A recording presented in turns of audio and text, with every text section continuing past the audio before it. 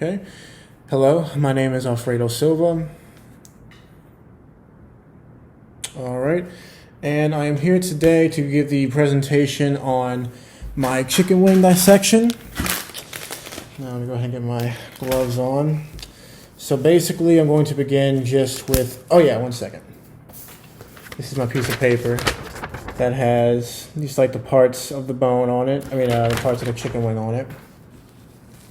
So basically, I'm going to start with the presentation of the different parts of the chicken. And I'm going to start with the bones and the muscles that, basically form the chicken wing. Okay.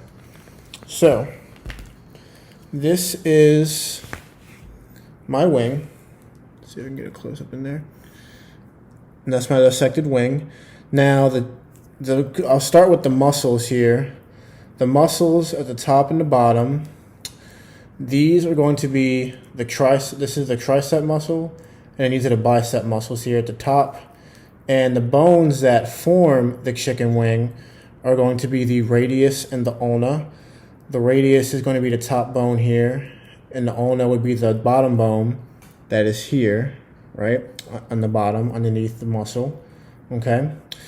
And moving on from that, the articular cartilage is what I'm going to cover next. And you can see the bone here. It's kind of hard to tell. The bone here, yes. And the articular cartilage is going to be smooth white tissue that is going to be between the bone and the joint. And basically, it is going to help with preventing friction in the bone. So, preventing friction in the bone, right? Yes.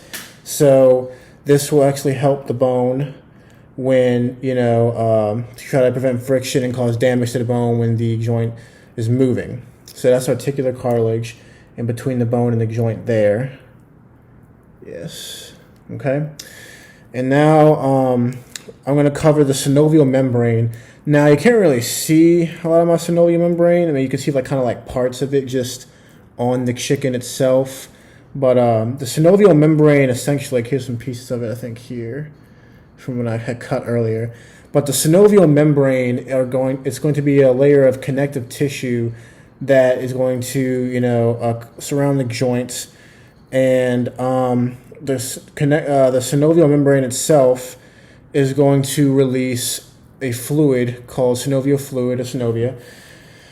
And the synovial fluid is going to help prevent, it gets smooth movement. It helps promote smooth movement and just kind of another way of not getting any friction. So that's what the synovial fluid does. It helps with movements and lubrication to prevent damage from the bone. So really the articular cartilage and the synovial fluid kind of they have similar functions. And then after the synovial fluid, I wanted to cover the articular capsule. So the articular capsule is just a capsule will surround a capsule of tissue that will surround the joints. And the articular capsule, basically, what it does is it helps support or hold together the synovial joints and bones, and it will also help to support the synovia. So that's what the function of the articular capsule, and it's normally just tissue that would surround the joint here. Like I said, it's kind of hard to see the synovial membrane and the articular capsule because I've kind of just dissected and cut through some of the membrane and tissue there. But that is my presentation on it: the bicep, tricep, radius, ulna, the bones, the articular cartilage in between the bone and the joint here, and then the synovial membrane and the synovial fluid and the articular capsule. And so the disease that I decided to discuss, for that portion of the presentation, I chose to talk about rheumatoid arthritis because it is a disease that damages joints. And essentially, rheumatoid arthritis is a chronic systemic inflammatory disease, and it can attack tissues and organs, but it mainly targets joints, synovial joints. And the way that it affects the anatomy of the joint is So it's also an autoimmune disease, and what happens is that the immune system will accidentally attack the cells that line the joint in the bones here, and it'll accidentally attack them, and then it'll cause damage to them. So it'll make them swollen, stiff, and cause a lot of pain. And then over time, as this happens more and more, you will basically just you will get damage to the joints, and it'll cause long-term damage over time. As you know, it happens more and more.